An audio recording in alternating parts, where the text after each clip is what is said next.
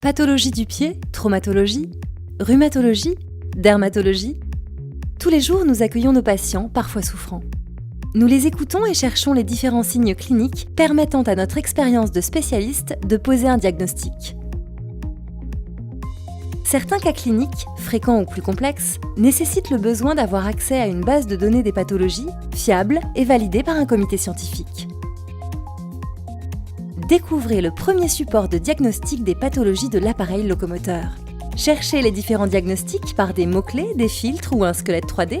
Sélectionnez la pathologie pour découvrir les étiologies, les signes cliniques, les traitements. Comparez les différents diagnostics différentiels. Découvrez les examens complémentaires nécessaires et les orientations thérapeutiques conseillées.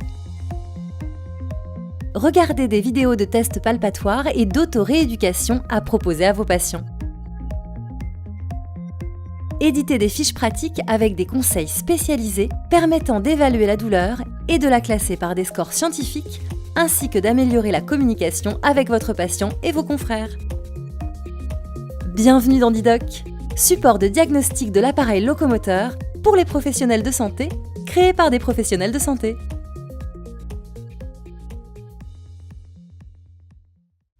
Bonjour à tous, je vais donc vous parler aujourd'hui de l'instabilité de cheville. L'instabilité de cheville est en fait le problème des entorses récidivantes. Alors, quelle prise en charge pour les entorses récidivantes de cheville? Je pense qu'il faut d'abord revenir sur la définition de l'entorse. L'entorse est une lésion capsulo-ligamentaire, c'est-à-dire qu'il s'agit d'une lésion des ligaments autour d'une articulation ou de la capsule, qui est ce tissu qui entoure chaque articulation. Il existe différents stades d'entorse avec des gravités très variées, selon qu'on parle d'une entorse bénigne ou d'une entorse grave. L'entorse grave pouvant laisser des séquelles à moyen et long terme sur le plan fonctionnel. L'entorse grave correspond à une rupture ligamentaire. Elle touche le plus souvent les ligaments latéraux de la cheville. Il faut bien différencier un premier épisode d'entorse de récidive d'entorse qui constitue donc l'entité de l'instabilité chronique. Il faut aussi, lorsque l'on pose le diagnostic d'une entorse latérale de cheville, avoir éliminé les diagnostics différentiels, tels que l'entorse tibiofibulaire, c'est-à-dire la lésion entre le tibia et la fibula, anciennement appelée péroné au niveau de la cheville, ou même une rupture du tendon d'Achille. Enfin, les lésions des ligaments latéraux lors de l'entorse peuvent être associées à des lésions de l'os ou du cartilage, appelées lésions ostéochondrales, ou à des lésions tendineuses, ces fameux tendons qui peuvent être le siège d'instabilité et de luxation. Dans ces cas, il est souhaitable de prendre un avis chirurgical. Un premier épisode d'entorse latérale sera traité par immobilisation et kinésithérapie. On traitera d'ores et déjà les facteurs favorisants avec notamment des semelles lorsque les arrière-pieds sont en varus. Cette prise en charge est une prise en charge médicale qui sera réalisée le plus souvent par un médecin du sport. Ce n'est qu'en cas d'échec et de récidive d'entorse ou de persistance de douleur après des entorses qu'on parle d'instabilité chronique. Il faut, en cas d'échec du traitement médical, reprendre le bilan lésionnel, voir s'il est nécessaire de faire d'autres examens complémentaires, mais aussi vérifier le traitement qui a été mis en place, notamment les exercices de kinésithérapie et la recherche des facteurs favorisants. Ce n'est qu'en cas d'échec confirmé du traitement médical que nous nous orienterons vers une solution chirurgicale. Il faut bien connaître les risques de l'instabilité chronique de cheville. Il s'agit de l'arthrose, donc de la perte du cartilage.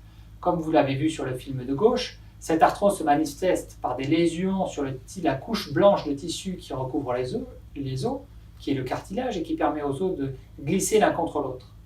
À force de faire des entorses, ce cartilage disparaît complètement, comme sur la vidéo de droite, et vous allez avoir une articulation qui fonctionne en frottant os contre os et qui entraîne des douleurs et une impotence fonctionnelle. À terme, la seule solution, étant donné que nous ne savons pas refaire le cartilage en chirurgie, sera de réaliser une arthrodèse de cheville, c'est-à-dire de faire fusionner les os de la jambe et du pied.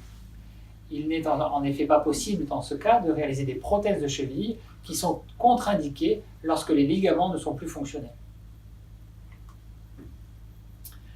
Il est donc nécessaire de traiter ces instabilités de cheville avant l'apparition des lésions. Il s'agit d'un traitement préventif et qui est le plus efficace et qui est représenté par la ligamentoplastie, c'est-à-dire la réparation ou la reconstruction des ligaments.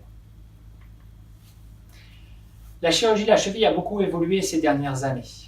Elle a finalement suivi le chemin de la chirurgie du genou,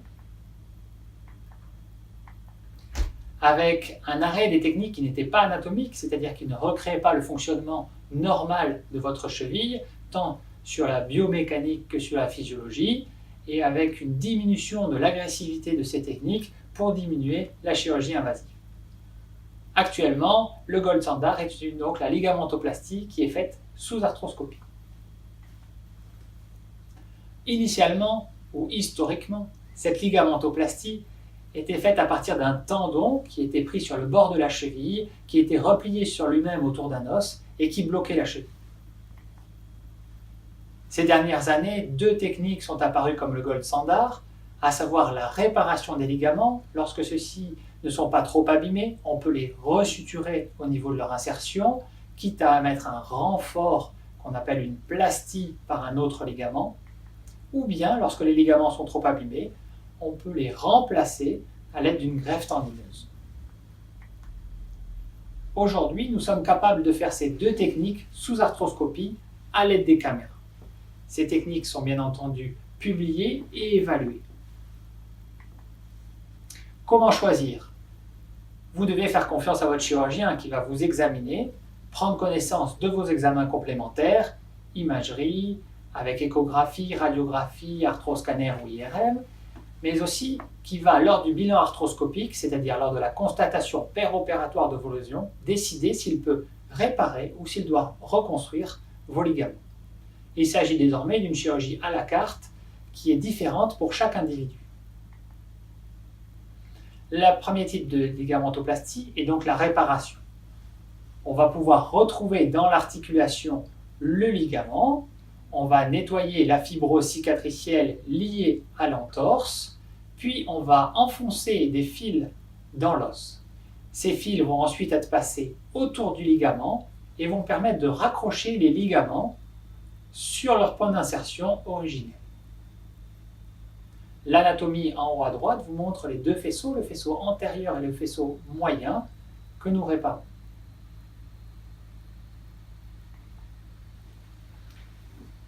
Cette réparation peut être renforcée par ce que l'on appelle une plastie, c'est-à-dire que l'on va détourner un autre ligament pour le mettre par-dessus le premier, de façon à obtenir un montage solide.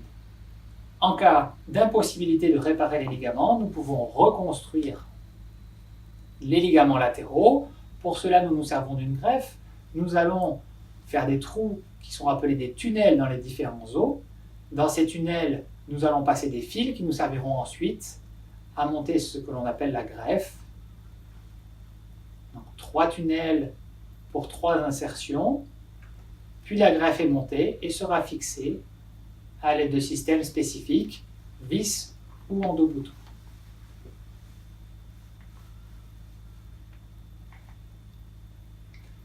On peut donc voir sur cette petite animation vidéo que l'on va nettoyer, c'est-à-dire enlever les reliquats de l'ancien ligament que nous ne pouvons pas réparer, repérer les différents points d'insertion ligamentaire, tout en respectant bien entendu les articulations, mais aussi les différents tendons qui passent tout autour de cette zone. Nous allons donc créer nos tunnels à l'aide de mèches spécifiques, puis passer ces fameux fils relais qui permettront, dans un deuxième temps, de passer la greffe. La greffe est donc maintenue à l'aide de vis et montée. Elle sera ensuite tendue à l'aide de ce fil coulissant. Il est très important de faire cette chirurgie sous arthroscopie, c'est-à-dire à l'aide de caméras. Il est très souvent associé des lésions qu'il ne faut pas laisser lorsque l'on répare les ligaments. Par exemple, lorsque l'on a une lésion entre le tibia et la fibula, cette lésion peut aussi entraîner de l'arthrose à moyen terme, il faudra donc la réparer. Cette lésion est très difficile à diagnostiquer sur les examens complémentaires et le bilan fait lors de l'arthroscopie, c'est-à-dire lors de la chirurgie, va nous permettre de voir s'il est nécessaire ou non de réparer. L'instabilité chronique peut entraîner l'apparition de becs osseux, comme vous voyez sur l'image à droite. Ces becs osseux pourront être réséqués à l'aide d'une fraise pendant le même temps opératoire lorsque ces interventions sont faites sous arthroscopie. Là encore, il faut noter qu'en cas de présence d'arthrose, les résultats seront moins bons. Il est donc nécessaire de traiter de façon précoce les instabilités et les ossifications articulaires. Certaines entorses s'accompagnent également de lésions ostéochondrales, comme vous le voyez ici. Un morceau d'os s'est retourné dans l'articulation. Nous allons donc pouvoir, toujours dans le même temps opératoire, aviver la zone, remettre en place le morceau de cartilage. On le remet dans le bon sens, au bon endroit. On va le fixer à l'aide d'une vis. Et celui-ci va pouvoir cicatriser, évitant l'arthrose post-traumatique. Sur le bord latéral de la cheville, nous avons des tendons qui sont aussi des stabilisateurs dynamiques majeurs de l'articulation. Lors de certains traumatismes, ils peuvent se luxer, comme on voit là, et passer par-dessus la malléole latérale. Il faudra également, dans le même temps opératoire, les remettre à leur place et réparer le ligament qui les tient en arrière de cette malléole. Les avantages de cette technique sont donc indéniables. Elle permet de traiter les lésions associées, comme nous l'avons vu, mais elle peut aussi être associée au traitement des facteurs favorisants, notamment en réalisant des ostéotomies du calcanéum, c'est-à-dire on va recouper l'os du talon pour le réorienter. Comme vous voyez sur la photo en bas à gauche, le pied droit, qui est donc sur votre gauche, a été réaligné, alors que le pied gauche, qui a toujours sa morphologie d'origine, a son talon qui part vers l'intérieur. Cette technique permet aussi d'enlever les corps étrangers et les morceaux d'os, comme vous voyez sur la photo en haut à droite, toujours dans le même temps opératoire. L'objectif d'aujourd'hui est donc de changer les mentalités. L'instabilité latérale de cheville, lorsqu'elle est résistante au traitement médical, doit bénéficier d'une prise en charge chirurgicale. Bien entendu, chaque cas est à discuter avec le chirurgien, mais l'objectif est de mettre en place un traitement préventif de cette arthrose qui pourra entraîner des séquelles fonctionnelles majeures à moyen et long terme.